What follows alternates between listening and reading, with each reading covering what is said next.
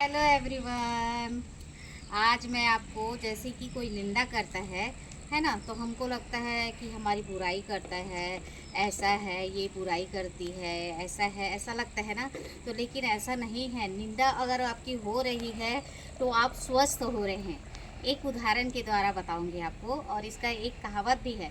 निंदक न्यारे राखिए, आंगन कुटी छबाए, बिन पानी बिन साबुना, निर्मल करे सुहाए।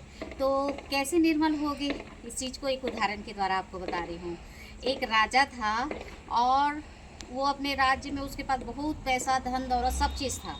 लेकिन उससे ना अनजाने में बहुत सारे पाप कर्म हो गए थे, जिसके कारण वो ना बीमार पड़ गया। और बीमार पड़ा तो बहुत उसने इलाज करवाया, उस वैद्य के पास गया, उसके पास गया, उसके पास गया, लेकिन उसकी बीमारी ठीक नहीं हुई। तो वो एक बार एक संत के पास जाता है। तो संत महात्मा बोलते हैं कि तुम्हारा पाप बढ़ गया है, इसलिए तुम्हारा ये हालत हो गया है और तुम्हारी बीमारी ठीक नहीं हो रही है। तो क्या किया जाए। तो संत महात्मा बोलते हैं कि आपकी भाभी है क्या करके। हाँ। भाई है क्या? नहीं। तो भाई कहाँ है? तो बोलते हैं कि ख़त्म हो गए हैं मेरा भाई। तो एक काम करना, तुम 15 दिन के लिए ना अपनी भाभी के राजमहल में जाना और बाहर उनके दरवाजे पे सो जाना करके।